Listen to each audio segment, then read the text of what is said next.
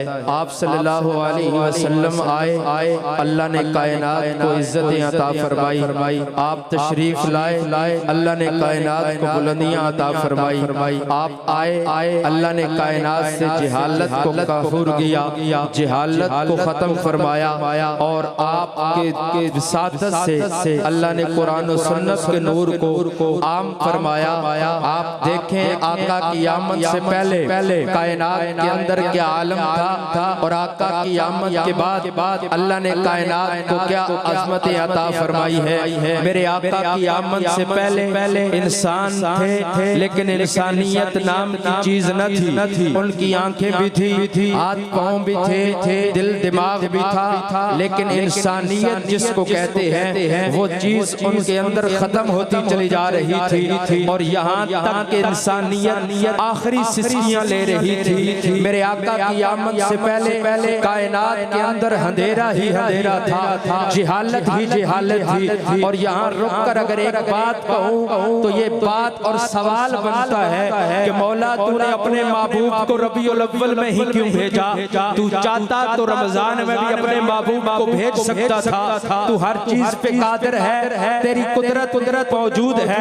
कुदरत के बगैर, तेरे हुक्म इरादे के बगैर दरख्त पत्ता गिर के जमीन पे नहीं पहुंच सकता। तू चाहता तो महबूब को रबीउल अव्वल के अलावा मुहर्रम में भी भेज सकता था, सफर में भी भेज सकता था, किसी और महीने में भी महबूब को भेजा जा सकता था। रबीउल अव्वल का ही इंतखाब क्यों किया है? मेरे रब ने जवाब दिया, मेरे बंदे तू रबीउल अव्वल के मानने पे गौर कर, तुझे महबूब की आमद की हिकमत पता चल जाएगी। मैंने रबीउल अव्वल में महबूब को भेजा, भेजने की हिकमत क्या है?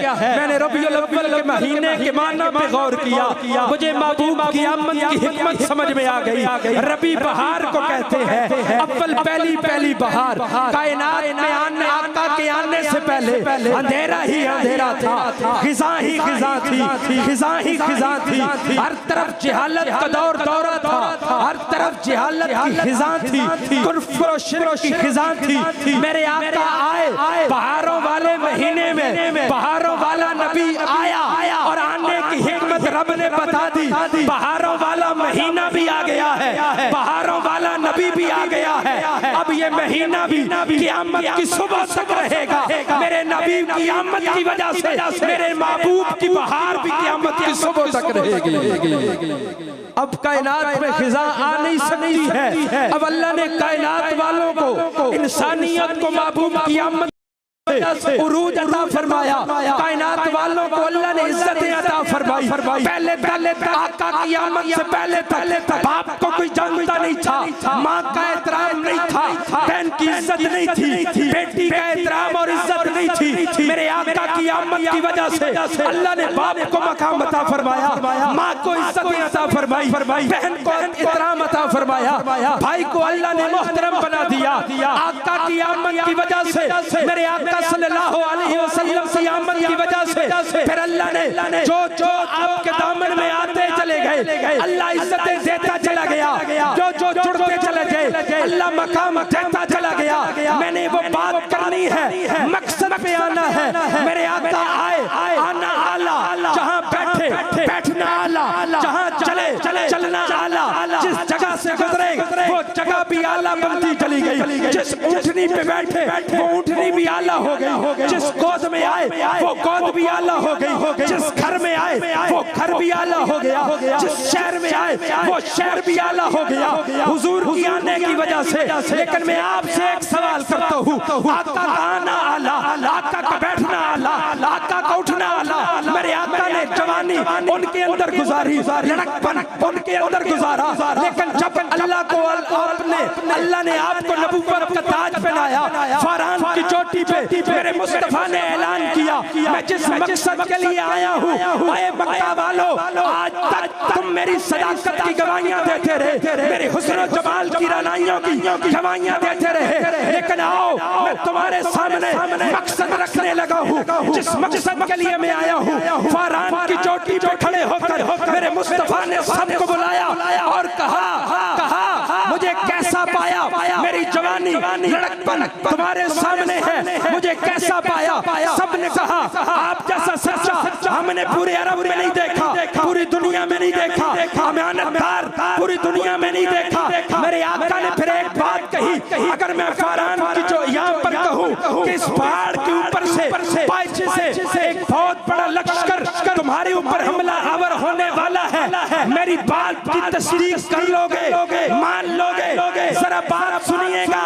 उन मुशरिकों ने कहा आप क्या कह रहे हैं, हम पहाड़ पर चढ़ के देखेंगे, अगर कोई लश्कर आ रहा हुआ तब भी मान लेंगे, अगर ना आ रहा हुआ हम कहेंगे हमारी आंखें धोखा खा सकती है, मोहम्मद मुस्तफा की जुबान कभी गलत नहीं बोल सकती है। यहाँ तक मानते थे, इकरार करते थे। फिर मेरे आका ने कहा मानते हो तो फिर कहो ला इलाहा इल्लल्लाह। क्या कहा? ये कलमे को पढ़े ना, जोर से पढ़े, जोर से पढ़े। ये सिर्फ नमाज के बाद नहीं है या जनाजे के आगे आगे पढ़ने के लिए नहीं है, ये रस्मी कलमा नहीं है, ये नजरियों की तब्दीली है, अकीदों की तब्दीली है, सोचों की तब्दीली है। मेरे मुस्तफा ने नजरिया उनके सामने रखा, अकीदा उनके सामने रखा, सोच उनके सामने रखी। ला इलाहा इल्लल्लाह, ला इलाहा इल्लल्लाह कोई मुश्किल कुशा नहीं है।